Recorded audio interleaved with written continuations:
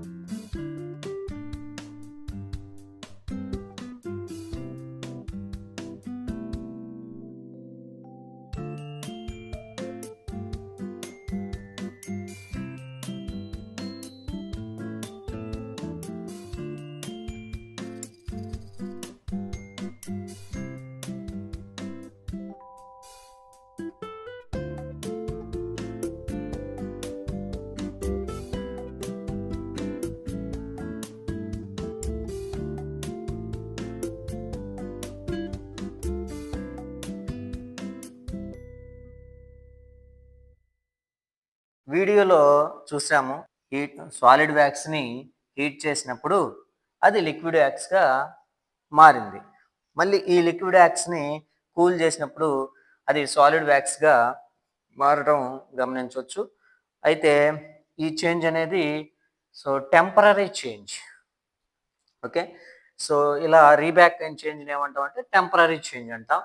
జనరల్గా ఈ టెంపరరీ చేంజ్ని మనం ఫిజికల్ చేంజ్ అని చెప్పేసి అంటాం అనమాట.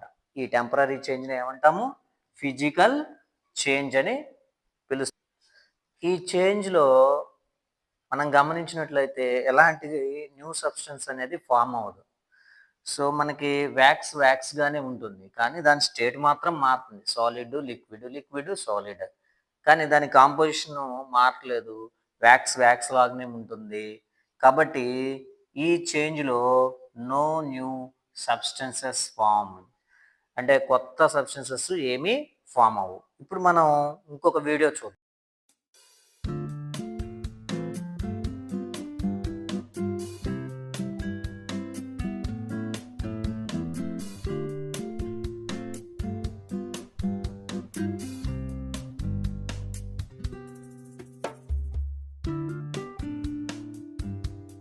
ఇప్పుడు మనం చూసిన వీడియోలో ఏం చేసాం, ఒక పేపర్ని తీసుకున్నాం, దాన్ని బర్న్ చేసాం.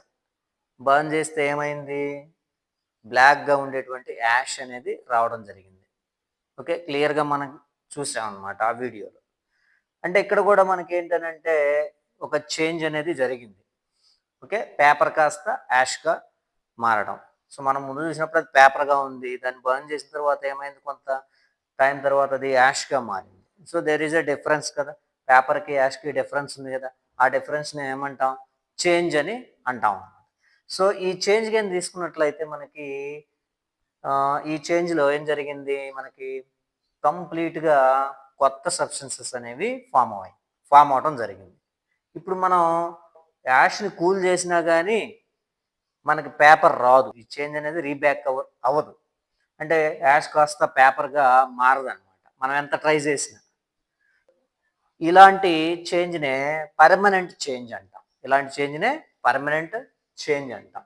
పర్మనెంట్ చేంజ్ని మనం ఏమని పిలుస్తాం అంటే, సో జనరల్గా కెమికల్ చేంజ్ అంటాం అనమాట.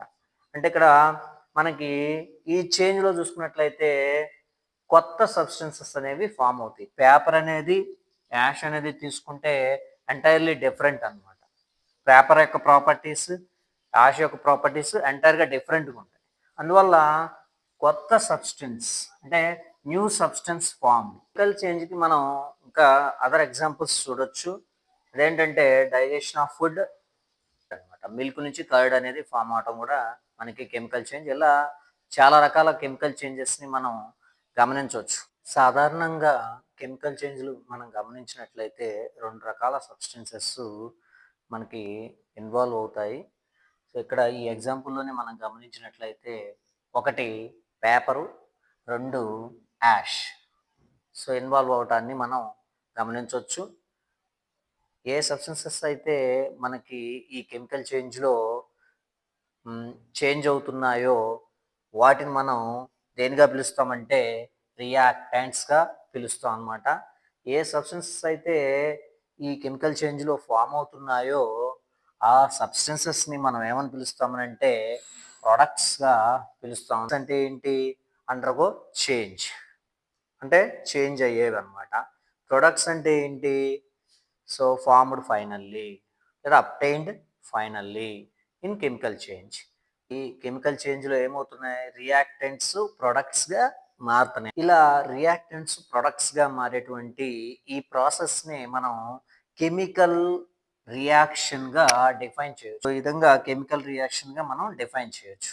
ఎలా చూద్దాం, clear definition. The change in which reactants gets converted into products is called chemical reaction. So chemical రియాక్షన్ని మనం ఈ విధంగా ఇంట్రడ్యూస్ చేయొచ్చు.